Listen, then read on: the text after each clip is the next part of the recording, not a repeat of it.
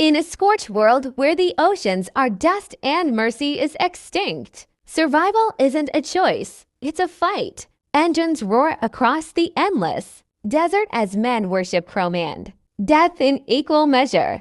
And in the middle of this chaos stands one broken man. They call him Mad Max. Haunted by the ghosts of everyone he failed to save, he wanders the wasteland with only one instinct left: stay alive. But destiny is about to drag him into a storm of fire and fury, alongside a woman named Furiosa, who dares to rebel against a tyrant who owns the last drops of water. Get ready, this is Mad Max, Fury Road. Hey everyone, welcome back to Real Movie Breakdown, the place where we dive deep into the wildest stories ever captured on film. Today we're jumping straight into a roaring desert chase that never lets up. Mad Max, Fury Road 2015. It's chaos, redemption, and pure cinematic adrenaline. So buckle up, because once the engines start, there's no turning back. Let's roll. The world ended long ago. Civilization collapsed under war, drought,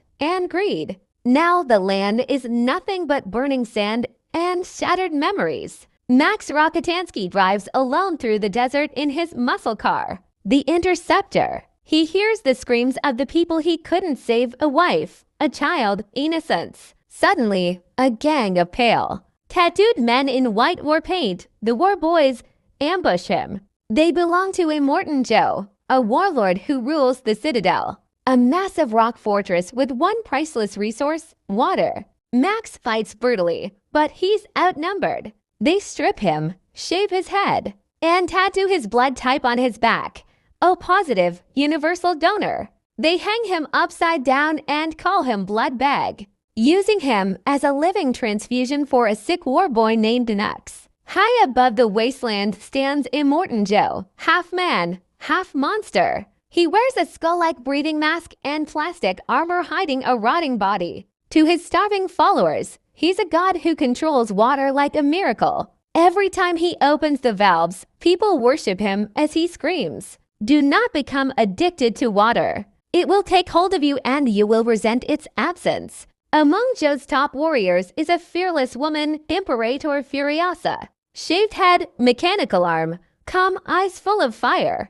Today she's leading the war rig, a massive truck carrying fuel from the refinery known as Gastown. But as they roll out, she silently changes course. Her mission isn't fuel, it's freedom. Hidden inside the rig's back cabin are Joe's most guarded possessions, his 5 wives, beautiful women kept as breeders to bear his children. They've escaped with Furiosa, who promises to take them to her homeland, the Green Place, a paradise she remembers from childhood. When Joe realizes his wives are gone, he goes mad. He unleashes his entire army of war boys, vehicles built from rust and rage, and storms into the desert to bring them back. The greatest chase in cinema history begins. Inside the war rig, Furiosa drives hard through a sandstorm. The wives of Splendid, Capable, Toast, Dag, and Cheeto cling to hope. But Joe's army is closing in, engines howling. Among them is Nux, still receiving blood through a tube from Max. Strapped to the front of Nux's car as a living hood ornament. The storm hits. Tornadoes of sand twist up to the sky. Lightning shreds the horizon. Nux drives straight into it, screaming, "Witness me." The war boy cry for glory and death, but his car flips, and Max is thrown into chaos. When the dust settles, everyone is gone, except Max. He wakes buried in sand, chained to Nux's unconscious body. He drags him through the wreckage until he spots the war rig nearby. Cautiously, Max approaches, only to find Furiosa and the wives washing off Joe's markings. He pulls a shotgun, empty, and demands water and tools to cut the chain. Tension rises. Furiosa doesn't trust him, and he doesn't trust anyone. But when Joe's army reappears on the horizon, they're forced to work together. Max breaks free and joins them on the rig, his only chance to survive. The chase never stops. Every few miles, new war parties attack, spiked cars, motorcycles leaping off cliffs, explosions lighting up the sky. Furiosa drives with mechanical precision,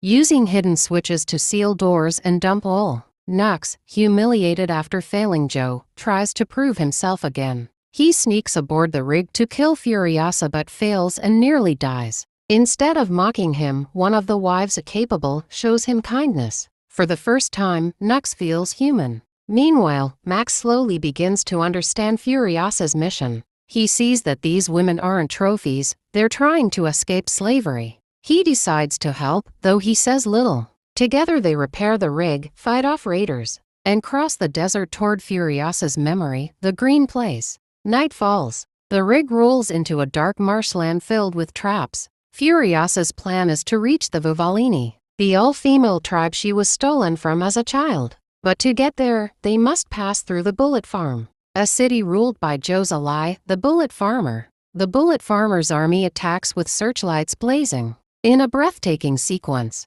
Max and Furiosa fight in pitch darkness lit only by muzzle flashes. Max disappears into the night, then returns covered in blood, victorious. He doesn't say what happened, only tosses her the keys. Furiosa finally meets the Vuvalini. But the news is devastating. The green place no longer exists. It turned into the very swamp they just crossed. All that remains are a few aging women riding bikes across the wasteland. Furiosa breaks down. Her dream was gone. Her escape was for nothing. Max looks at her, and for the first time, he speaks more than a few words.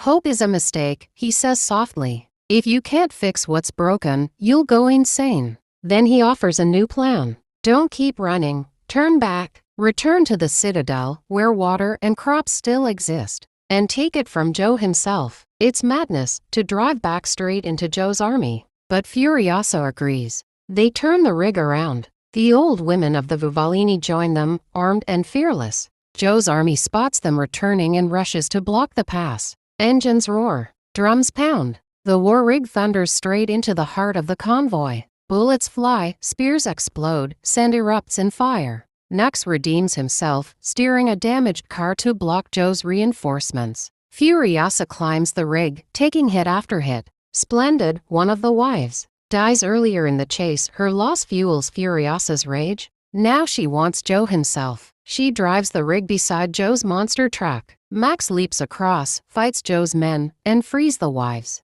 In a brutal move, Furiosa hooks Joe's mask with a steel chain and yanks. His face rips away, and Immortan Joe finally dies. But victory comes at a price. Furiosa is stabbed. The rig is damaged beyond repair. Nux sacrifices himself by rolling the rig sideways into a canyon, blocking the enemy and shouting, "Witness me," one last time as it explodes. Max escapes with Furiosa and the wives on Joe's vehicle. She's bleeding out. Max, once silent, gives her his name and his blood, saving her life. When dawn rises, they return to the Citadel. The war boys and citizens see Joe's corpse tied to the truck's grill. Their immortal leader is dead. The crowd erupts, not in fear, but in freedom. They cheer for Furiosa and the wives. Water begins to flow down the cliffs. Furiosa is lifted high on a platform, the new symbol of hope. Max watches from the crowd, silent as always. For the first time, his ghosts seem at peace.